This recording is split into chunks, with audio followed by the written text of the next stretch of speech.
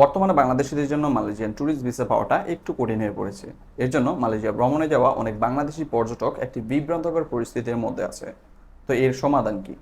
Hello viewers, welcome back to another videos on Cheapers Holiday. আজকের ভিডিওতে Malaysian tourist visa সম্পর্কিত একটি পূর্ণাঙ্গ গাইডলাইন পেয়ে যাবেন। সো ভিডিওটি স্কিপ না করে সম্পূর্ণ দেখতে থাকুন, আর ভিডিওটি ভালো লাগে থাকলে অবশ্যই চ্যানেলটি সাবস্ক্রাইব করে পাশে থাকা বেল আইকনটি ক্লিক করে রাখুন সবার আগে নতুন ভিডিওর আপডেট পেতে। মালয়েশিয়া অন্যান্য দেশগুলোকে পোর্ট এন্ট্রি অথবা অন অ্যারাইভাল ভিসা দিয়ে থাকলেও বাংলাদেশিদের জন্য কিন্তু তা প্রযোজ্য নয়। ইভেন বাংলাদেশিরা ট্যুরিস্ট ভিসা নিয়ে গেলেও মালয়েশিয়ান ইমিগ্রেশন অনেকটা সময় তাদেরকে ব্যাক করে দিচ্ছে।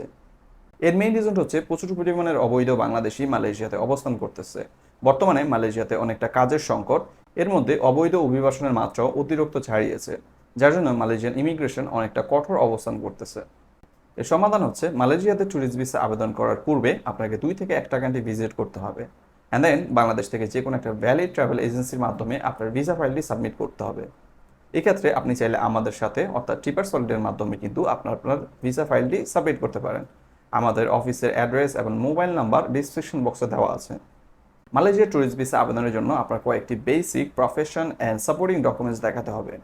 বেসিক ডকুমেন্টস হচ্ছে আপনার একটি ভ্যালিড পাসপোর্ট থাকতে হবে, যার মেয়াদ অ্যাটলিস্ট 6 মাস, অ্যান্ড যদি কোনো পুরাতন পাসপোর্ট থাকে তাহলে কিন্তু সেটাও অ্যাটাচ করে দিতে হবে। যদি পুরাতন পাসপোর্টটা হারিয়ে থাকে বা নষ্ট হয়ে থাকে, সেই ক্ষেত্রে সেই পাসপোর্টের এগেনস্টে যে জিডিটা করেছেন বা করবেন, সেই জিডির কপিটা আপনাকে প্রোভাইড করতে হবে। 2 কপি ছবি, যার ব্যাকগ্রাউন্ড থাকতে হবে সাদা, অ্যান্ড যে ছবিটা আপনাকে রিসেন্টলি অর্থাৎ আপনি রিসেন্টলি তুলেছেন এমন 2টা ছবি আপনাকে প্রোভাইড করতে হবে। দেন হচ্ছে মোস্ট ইম্পর্টেন্ট পার্টটা, যে হচ্ছে ব্যাঙ্ক স্টেটমেন্ট। আপনার ব্যাঙ্ক স্টেটমেন্টের উপর নির্ভর করবে আপনার পুরো বিষয়টা। আপনি যদি ব্যাঙ্ক স্টেটমেন্টটা খুব ভালোভাবে দেখাতে পারেন, খুব সচল একটা অ্যাকাউন্টের স্টেটমেন্ট দেখাতে পারেন, তাহলে কিন্তু আপনার ভিসা পাওয়ার পসিবিলিটির রেশিও অনেকটা গুণে বেড়ে যায়। সো এই ক্ষেত্রে আপনাকে 6 মান্থের একটা ব্যাঙ্ক স্টেটমেন্ট দেখাতে হবে, অ্যান্ড এই ব্যাঙ্ক স্টেটমেন্টে আপনাকে অ্যাটলিস্ট 2 লাখ অর্থাৎ 2 লক্ষ টাকা রাখতে হবে। ম্যারেজ অ্যান্ড নিকানামা, আপনি যদি বিবাহিত হয়ে থাকেন অ্যান্ড আপনি আপনার স্পাউসকে সাথে নিতে চাচ্ছেন, তাহলে কিন্তু আপনাদেরকে ম্যারেজ নিকা এবং হচ্ছে ম্যারেজ সার্টিফিকেট, দুটো জিনিসে ট্রান্সলেশন এবং নোটারি করে দিতে হবে। বিজনেস প্রফেশন ডকুমেন্টস, আপনি যদি বিজনেস করে থাকেন তাহলে কিন্তু আপনাকে একটি ভ্যালিড ট্রেড লাইসেন্স দেখাতে হবে, অ্যান্ড ট্রেড লাইসেন্সটা যদি বাংলাতে থাকে তাহলে সেটা কিন্তু ইংলিশে ট্রান্সলেশন এবং নোটারি করে দিতে হবে, আর যদি সেটা ইংলিশে থাকে তাহলে অনলি মাত্র নোটারি করে দিলে হবে। ভিজিটিং অথবা বিজনেস কার্ড, আপনাকে এই বিজনেস কার্ডটা দেখাতে হবে। তারপর হচ্ছে আপনার একটা কোম্পানির লেটার হেড পেড, আপনার যে কোম্পানি সেই কোম্পানির একটা লেটার হেড পেডের উপরে একটা অ্যাম্বাসির লেটার লিখতে হবে, যার ফরম্যাটটা আমি ডিসক্রিপশন বক্সে দিয়ে দিব। মেমোরান্ডাম, যদি আপনার কোম্পানি লিমিটেড কোম্পানি হয়ে থাকে তাহলে সেক্ষেত্রে আপনার কোম্পানির একটা মেমোরান্ডাম পেপার আছে। তো আপনার এই পেপারটা অনেকটা সময় বাংলাতে হয়ে থাকে, অনেকটা সময় ইংলিশে হয়ে থাকে। যদি ইংলিশে থাকে তাহলে জাস্ট হচ্ছে নোটারি করে দিলে হবে, আর যদি বাংলাতে থাকে তাহলে সেটা ট্রান্সলেশন এবং নোটারি করে দিয়ে দিতে হবে। চাকরিজীবীদের প্রফেশন ডকুমেন্টস, যদি আপনি চাকরি করে থাকেন তাহলে কিন্তু আপনাকে সেই ক্ষেত্রে একটা এনওসি লেটার দিতে হবে, অর্থাৎ আপনার নো অবজেকশন লেটার কোম্পানি থেকে কোম্পানির লেটার হেডপ্যাডের উপরে সিল অ্যান্ড সিগনেচার থাকতে হবে। স্যালারি সার্টিফিকেট বা জব কন্ট্রাকচুয়াল, আপনার জবটা হয়তো অনেক সময় কন্ট্রাকচুয়াল হয়ে থাকে, অ্যান্ড অনেকটা সময় যে আপনি চাকরি করেন এবং সেটা কোম্পানি থেকে যে কোনো একটা স্যালারি সার্টিফিকেট নিলে হবে। ভিজিটিং কার্ড, অনেক ক্ষেত্রে হচ্ছে যে জব হোল্ডারদের ভিজিটিং কার্ড হয়ে থাকে, তাহলে আপনার ভিজিটিং কার্ডটা থাকলে ভিজিটিং কার্ডটা দিবেন, অথবা অফিসের যে আইডি কার্ডটা সেই আইডি কার্ডটা আপনাকে দিতে হবে। অ্যান্ড জব আইডিটা অনেকটা সময় বাংলাতে থাকে, তাহলে সেটা আপনাকে ট্রান্সলেশন নোটারি করে দিয়ে দিতে হবে। স্টুডেন্ট প্রফেশন ডকুমেন্টস, যারা স্টুডেন্ট তাদের জন্য কিন্তু প্রথমত যে ডকুমেন্টসটা সবচেয়ে জরুরি সেটা হচ্ছে স্কুলের একটা নো অবজেকশন সার্টিফিকেট লেটার থাকে, আপনার স্কুল থেকে একটা নো অবজেকশন সার্টিফিকেট লেটার দিবে, ওই জিনিসটা লাগবে। স্টুডেন্ট আইডি কার্ড, আপনি যে কলেজ বা ভার্সিটিতে পড়াশোনা করেন বা স্কুলে পড়াশোনা করেন সেই কাছে আপনার যে আইডি কার্ডটা হয়ে থাকে স্কুল আইডি কার্ড, সেই আইডি কার্ডের কপিটা আপনাকে দিতে হবে। বাবা মায়ের প্রফেশন ডকুমেন্টস, যদি আপনি একান্ত আবেদন করে থাকেন এবং আপনার প্রফেশনটা স্টুডেন্ট, তাহলে সেক্ষেত্রে আপনার বাবা মায়ের ডকুমেন্টসগুলোকে শো করতে হবে। ফর এক্সাম্পল, আপনি আপনার বাবা মায়ের যে ব্যাংক স্টেটমেন্টটা সেটা দিতে হবে, এনআইডি কার্ড এবং পাসপোর্টের একটা কপি দিতে হবে, এবং হচ্ছে আপনার বাবা যে জব করে বা বিজনেস করে তাহলে সেটার ডকুমেন্টসটা দিতে হবে, জব করলে এনওসি লেটার দিতে হবে, আর যদি বিজনেস করে তাহলে সেক্ষেত্রে আপনার বাবার ট্রেড লাইসেন্স দেখাতে হবে, এবং বাবা মায়ের এনআইডি কার্ডগুলো সেগুলো ট্রান্সলেশন এবং নোটারি করে দিয়ে দিতে হবে। সাপোর্টিং ডকুমেন্টস, অনেক ক্ষেত্রে অনেকে অনেকভাবে সাপোর্টিং ডকুমেন্টসটা দিয়ে থাকে, তবে আমি একটা যে গাইডলাইনটা দিব আপনারা সেটা ফলো করলে ইনশাল্লাহ আপনাদের এটা কাজে লাগতে পারে।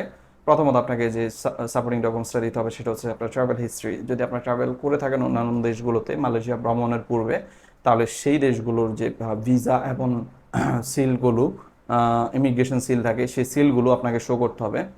এনআইডি কার্ড, আপনার যে এনআইডি কার্ড বা বার্থ সার্টিফিকেট যদি থাকে সেটাকে ট্রান্সলেশন নোটারি করে তারপর দিতে হবে। যদি স্টুডেন্ট হয়ে থাকেন তাহলে সেক্ষেত্রে আপনাকে এডুকেশনাল সার্টিফিকেটটা দিতে হবে, অর্থাৎ বোর্ড সার্টিফিকেট যেটা থাকে সেই সার্টিফিকেটটা আপনাকে প্রোভাইড করতে হবে। আর যারা বিজনেস করেন তাদের ক্ষেত্রে হচ্ছে অনেকের কোম্পানির স্টেটমেন্ট আছে, তো আপনারা চাইলে কোম্পানির স্টেটমেন্টও দিতে পারেন। তারপর হচ্ছে টিন সার্টিফিকেটটা দিতে হবে, লাইক আপনি যদি জব করেন তাহলে তো আছে আপনার অনেক ক্ষেত্রে জিরো ট্যাক্স আসে, তো জিরো যে রিটার্নটা সেটা কপি দিতে হবে। আর বিজনেস করলে আপনার যদি ট্যাক্স আসে বা আপনার যেই টিন সার্টিফিকেটটা থাকুক না কেন বা রিটার্ন কপিটা থাকুক না কেন আপনাকে ওইটাই দিতে হবে। এয়ার টিকিট রিটার্ন বুকিং, আপনার মালয়েশিয়াতে যাবেন আবার কবে আসবেন সেটার একটা এয়ার টিকিট রিটার্ন বুকিং দিতে হবে। এটা জাস্ট বুকিং দিলে হবে, কোনো প্রকারে কনফার্ম করতে হবে না।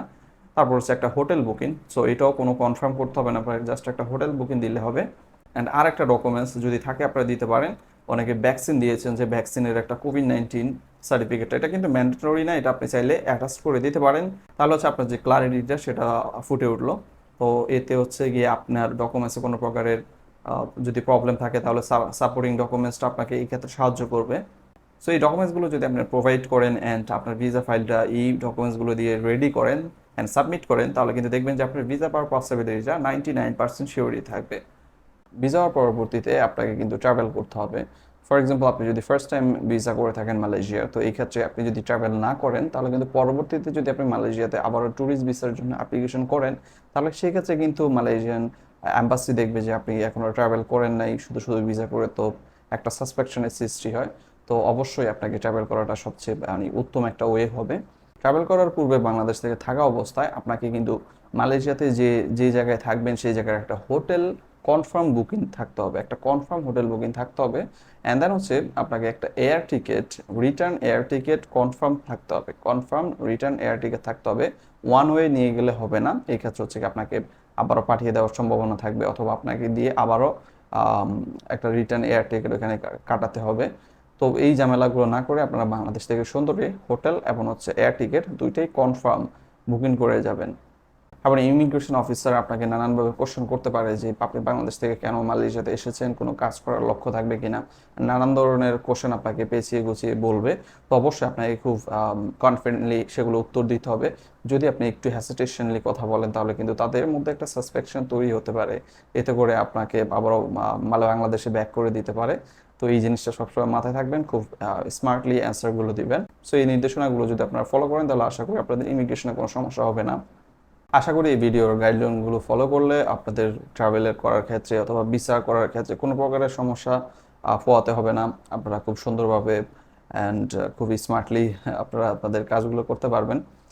যে কোনো দেশের air ticket, hotel booking, travel insurance এবং ভিসা ফাইল প্রসেসিং সহ নানান ধরনের ট্রাভেল রিলেটেড কাজের প্রসেসিং করতে অবশ্যই ট্রিপের সলিডে যোগাযোগ করবেন। তো সবাইকে অসংখ্য অসংখ্য ধন্যবাদ সম্পূর্ণ ভিডিওটি দেখার জন্য। দেখা হচ্ছে পরবর্তী ভিডিওতে।